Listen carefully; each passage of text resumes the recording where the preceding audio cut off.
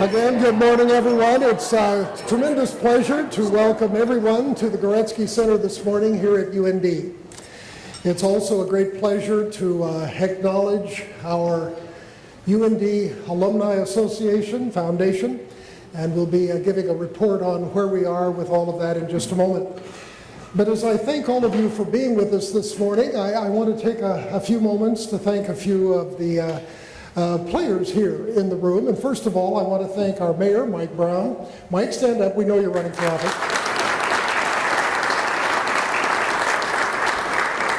Mike, it's always good to have your support for UND. We are great partners with our city, and I don't know what we would do without you and all that you do, so thank you for that.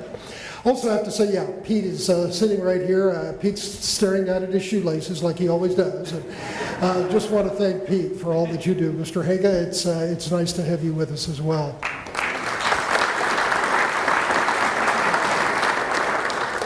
Move out to our state just a little bit. We have some legislators with us this morning, and I want to say thanks to all of the hard work. We're going to be talking a little bit about public-private partnerships. We're going to be talking about how we can collectively work together to build facilities like this one. I want to say thank you for all of the match support that you gave us for our challenge program last term. I'm talking to Kylie down here because she's one of the few legislators that I feel like I have a decent relationship with. Kylie, thank you for all that you do for us. I hope I haven't missed any other legislators creeping in the back. Any other legislators that I just haven't acknowledged? Kylie, you get to have the entire burden of the thanks resting on you. Just wanted to say thanks to everyone in the room. The relationship that the university enjoys because of the support of our Alumni Association, because of the fiscal support, the financial partnering that the university enjoys with the foundation, truly is the driving force behind our success here at UND. There are so many things in this complex equation that have to require financial support, moral support, human support. You can tell on a daily basis that our main focus is the learning and the teaching environment that we provide to our students here at UND.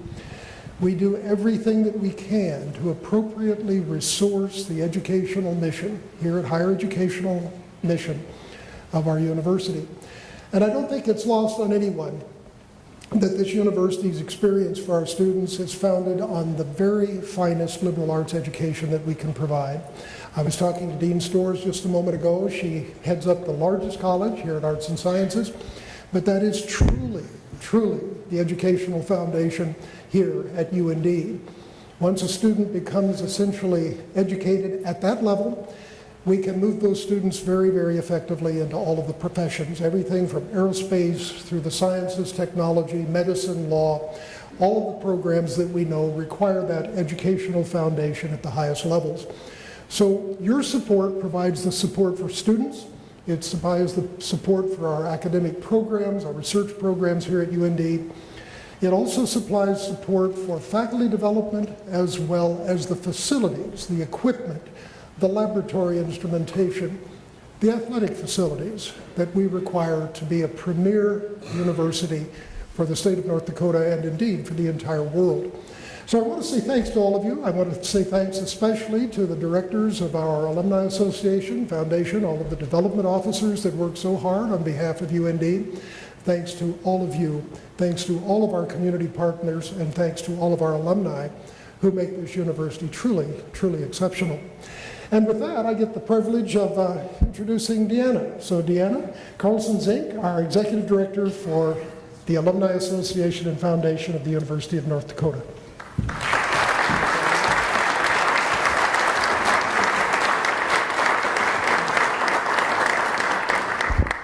Thank you, President Kelly. Very much appreciate you being here and participating in this and being such a great partner for our organization. Special thanks also to Mayor Brown for being here. I know you have a full day. He did say to me, though, that if anybody starts falling asleep at the State of the City address that he's doing at noon, he was going to blame it on everybody having to be here early this morning, not on his presentation. So, Pete, that's your challenge, okay? But good morning. Thank you for being here. I also want to give a special recognition of one of our Board of Directors members who is here. Steve Burrian serves on our UND Alumni Association and Foundation Board, and he's our local rep here in Grand Forks, and so we greatly appreciate the support he gives and the participation that he continues on with all University of North Dakota activities. So thank you, Steve, for being here.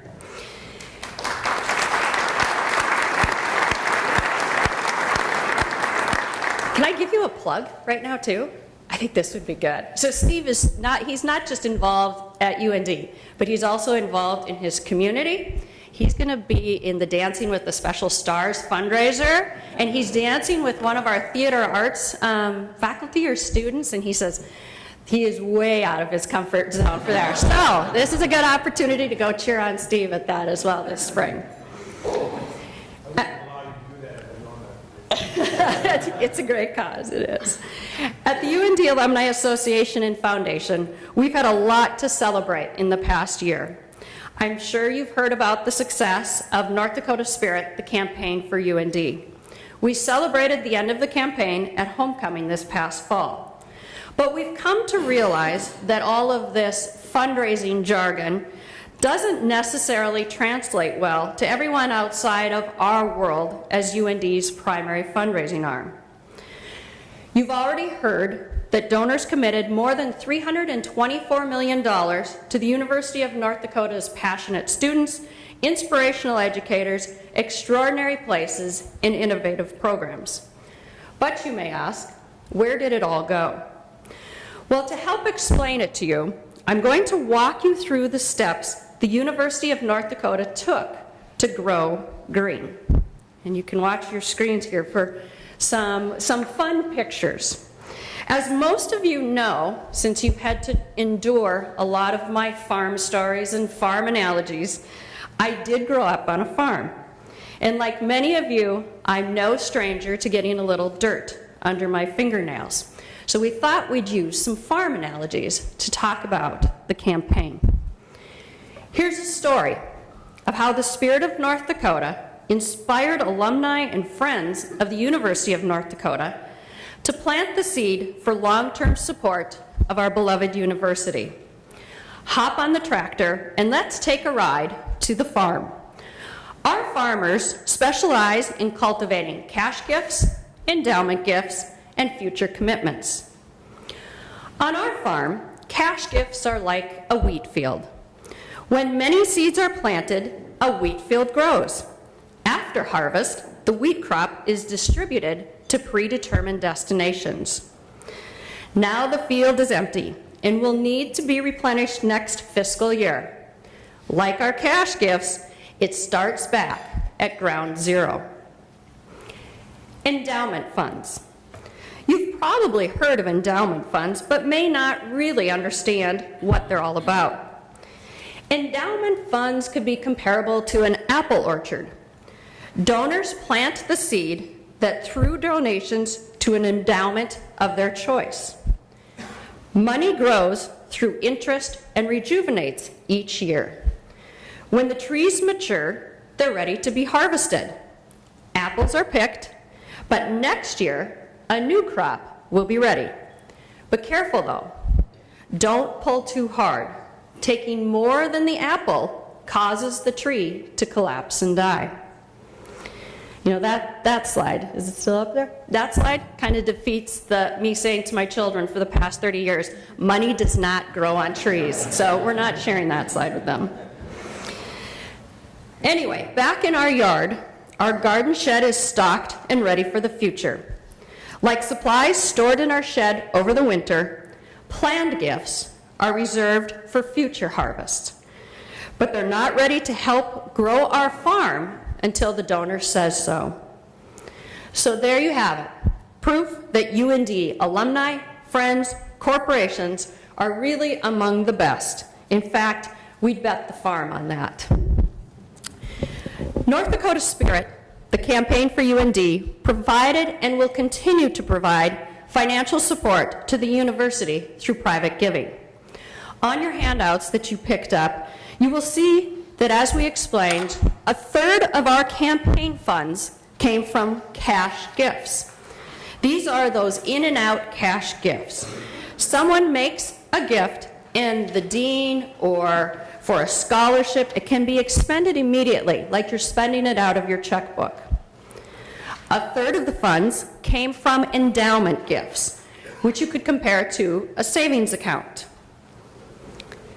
This gift comes in, and within a year, you can spend 4% of that gift as designated by the donor. And then a third of our gifts came from future commitments. These would be gifts in will, gifts in trust, life insurance beneficiary designation. Most of these gifts we won't see for many years. They will come at maturity.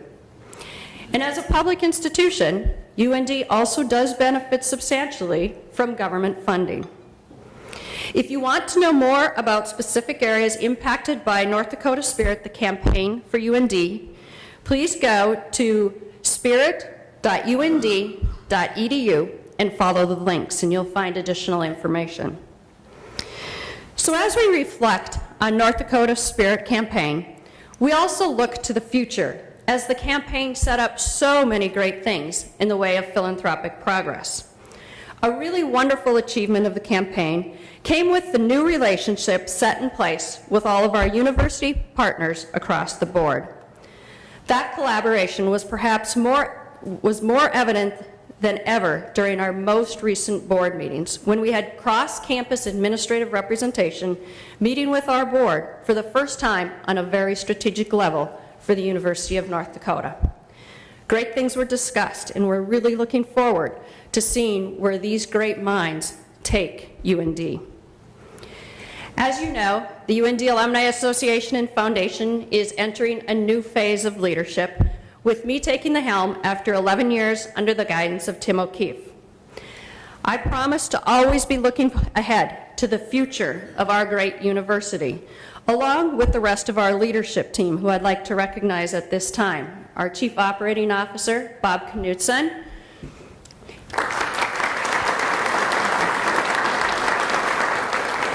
Our Chief Financial Officer, as you know, is Laura Block, and she's unable to be here because she is the chair of the Alara Center Commission, and they actually have their meeting this morning as well. And our newly appointed Chief Development Officer, Dan Muse.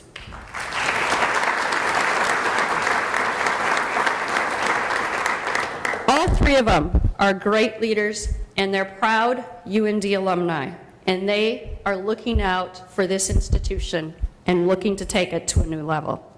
With that, I'd like to invite Dan Muse to the stage to introduce himself and tell you about his vision for the future of philanthropy at the University of North Dakota.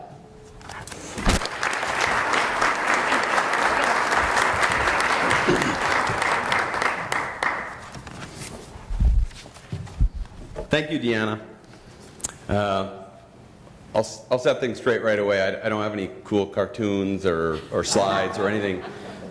So I'm adjusting. So goes being the second fiddle.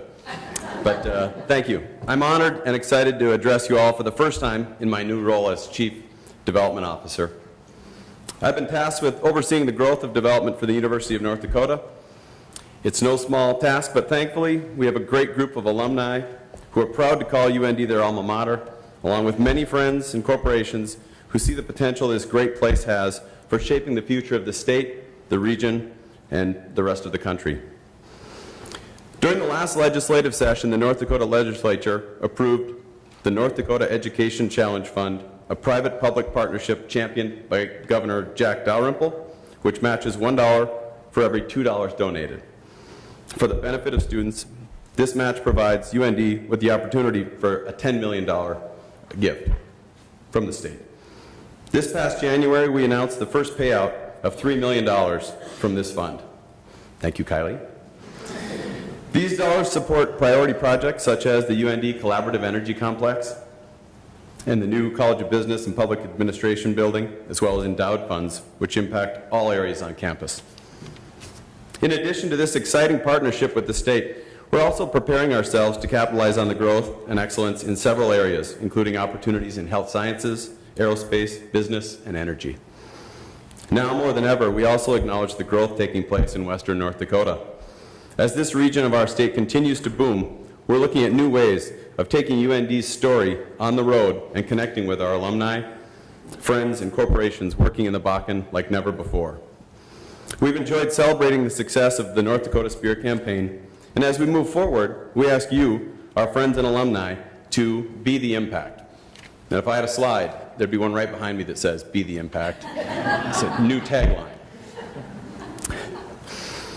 So, together, we can be the impact that takes UND from great to exceptional. Because we want to bring this impact to all of UND, we're currently evaluating our fundraising initiatives to ensure that all colleges and schools across the campus are represented as we travel and share the story of UND. Finally, I want to touch on Spirit Week. This week, our students are thanking our donors and learning more about the impact philanthropy has on our campus. I'll ask you what we asked them. What would UND look like without philanthropy? There would be no Chester Fritz Library, no John D. Odegaard School of Aerospace, no Ralph Engelstad Arena, and no Goretzky Alumni Center. No endowed faculty positions, and fewer student scholarships. So let's celebrate those who've helped make UND exceptional. Thank you all for coming. Enjoy your time here. They'll be flipping the room at 8:30 because we have another thing starting right at 9, so enjoy yourself right up until 8:30. Thank you all for being here. Appreciate it.